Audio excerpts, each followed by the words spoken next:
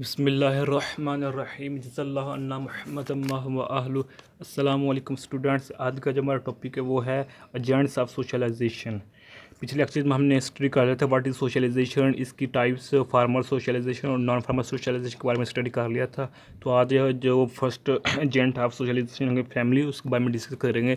जिस तरह आप देख सकते हैं कि एजेंट्स ऑफ सोशलाइजेशन 4 हैं: फैमिली, पीयर ग्रुप्स, स्कूल्स और मीडिया। आज हम इंशाल्लाह फैमिली के बारे में डिस्कस करते हैं। The family is the most important agent of socialization because it is the center of the child's life. जो फैमिली है ना, ये एक बहुत इम्पोर्टेंट एजेंट ऑफ सोशलाइजेशन है, क्योंकि इसमें फैमिली में जो बच्चे होते हैं, जो चाइल्ड जो होते हैं, वो ग्रोथ कर रहे होते हैं। और जैसा जैसा घर का माहौल होगा, वाले ख़ानदान का माहौल होगा, वो बच्चे वैसी वैसी चीज़ अडॉप्ट करेंगे, सोशलाइज करेंगे। यानी कि सोशलाइजेशन होता है ना, अडॉप्ट करना, ऐसे अडॉप्ट करेंगे। इसलिए ये जो फैमिली होती है बहुत अहम किरदार अदा करती है बच्चों की लाइफ पर।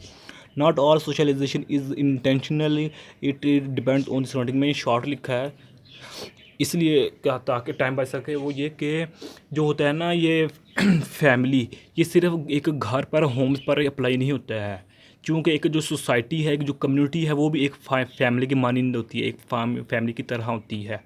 इसलिए जब घर से बाहर जो आपस में मोहल्लेदार होते हैं, वो भी एक फैमिली की तरह होती हैं।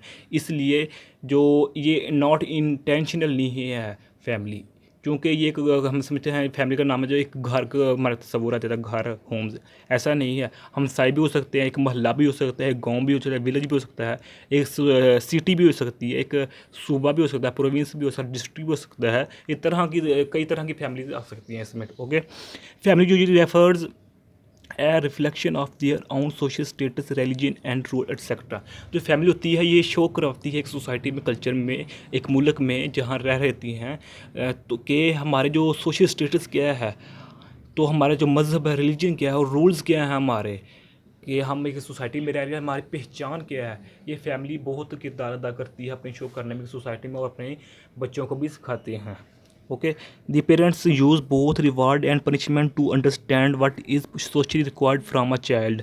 जो वालिदैन होते हैं, माँ बाप होते हैं, वो अपने बच्चों को जज़ा भी देकर और सज़ा भी देकर, यानी कि रिवार्ड अच्छे गुड शाबाश देकर भी और सज़ा देकर देकर भी बच्चों को समझाते हैं कि हमारा सोशल जो सोसाइटी है, उसके नॉर्म्स ये हैं, उसके गाइडलाइंस ये हैं।